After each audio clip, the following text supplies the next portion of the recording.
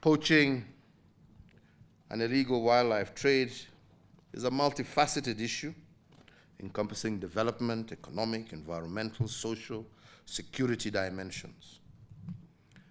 As a government, we are committed to eradicate poaching and to end the illicit trade in wildlife.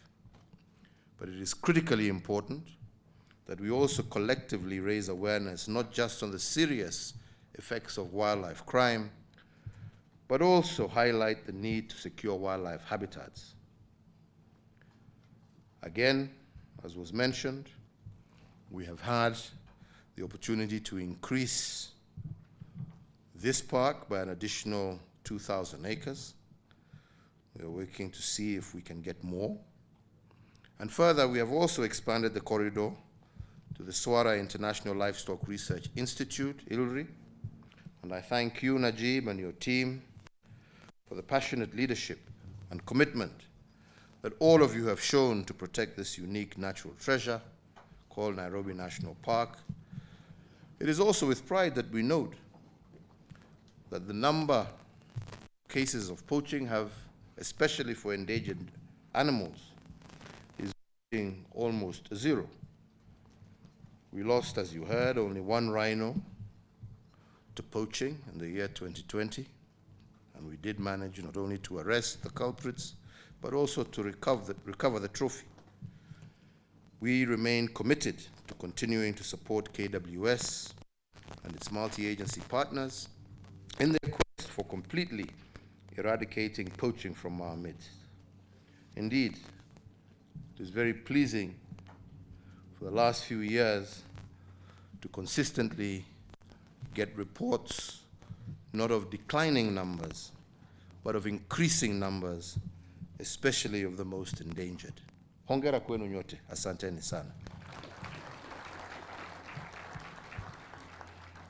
So to conserve and indeed to improve our natural beauty, I believe that all concerned agencies and individual citizens must always remain on guard and play their rightful role in protecting this inheritance.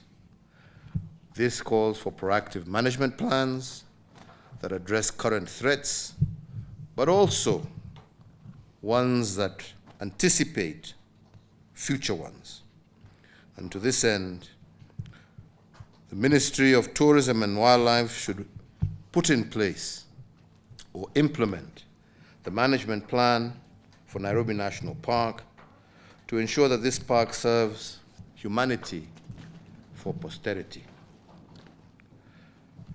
Ladies and gentlemen, we're all aware that threats still abound, from poaching, habitat fragmentation, as we heard from Najib, and also habitat degradation, changes in land use, human encroachment, but also the adverse impacts of climate change.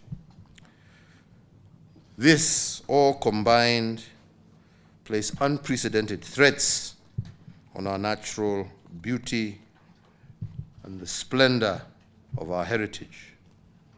This situation has also been compounded by the increasing levels of human-wildlife conflict, inadequate financing from conservation activities, lack of personnel, resources, as well as equipment. We are trying to alleviate some of these challenges. We have increased, as you've heard from Najib, our own national budgetary allocation to environment and wildlife conservation, and we shall continue to increase our support for the conservation agenda. We have 23 national parks in the country. Only 7 are viable that make money for KWS. The rest, what do we do with it? So we have a program, we have started a program with National Treasury. We have public-private partnerships. We want partners to come in so that these parks can revive again. At the moment, is the economic sustainability and benefits of wildlife. Your Excellency, recently we went to South Africa. President Ramaphosa told us, from wildlife alone, the country South Africa generates 100 billion rand. When I look at 100 billion rand, it's 700 billion Kenya shillings. So, Your Excellency, I want to assure you here, my team is ready to look at the economic sustainability